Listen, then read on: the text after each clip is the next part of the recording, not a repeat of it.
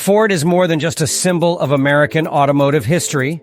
It's a global player, but how does it stack up against the competition across different countries?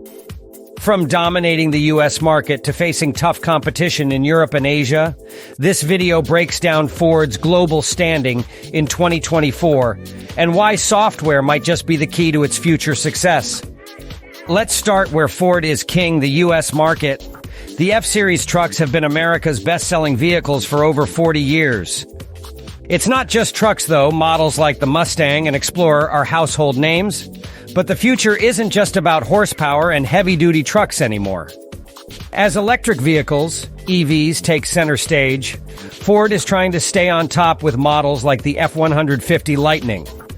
However, CEO Jim Farley admits that making software for these high-tech vehicles is proving to be one of their biggest challenges.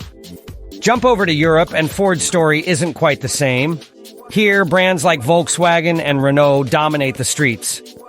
Ford's vehicles, like the Focus, have had their moments, but they've struggled to keep pace with Europe's deep-rooted automakers. What's holding Ford back? Well, one issue is the fierce competition. European automakers are known for their compact, efficient cars, and Ford hasn't always managed to align with local preferences.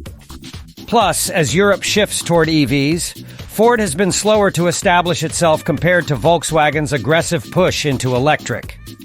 When we look at Asia, especially markets like China and Japan, Ford's story becomes even more complicated.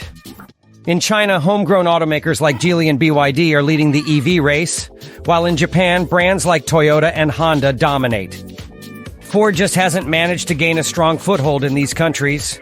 Part of the reason is local preference for smaller, more affordable vehicles, and Ford's bigger, more rugged models don't always fit the bill. But not all is tough for Ford internationally.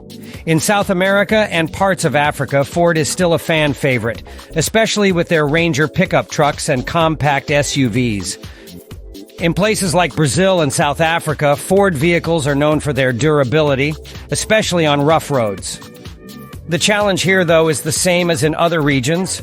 How will Ford adapt to the growing demand for EVs in these areas? Let's circle back to what Jim Farley pointed out, the software challenge. Building a high-tech car is like building a computer with wheels. While brands like Tesla have been software first from the beginning, Ford has had to play catch-up.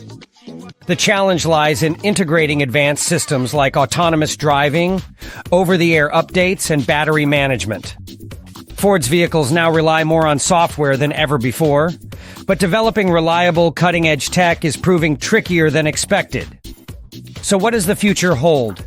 Ford is scaling back some of its EV plans, focusing more on hybrid vehicles for now. This strategy could help bridge the gap between traditional gas-powered cars and a fully electric future. If Ford can overcome its software hurdles and tap into new EV-friendly markets, it might just stay in the race. But it's going to be a bumpy road. From dominating the US market to struggling in Asia, Ford's global journey is full of highs and lows. One thing's for sure, the future of Ford will depend on how well it can master the world of software and how quickly it can adapt to changing markets. Don't forget to like, subscribe, and hit that bell icon for more updates on the fast-changing world of cars.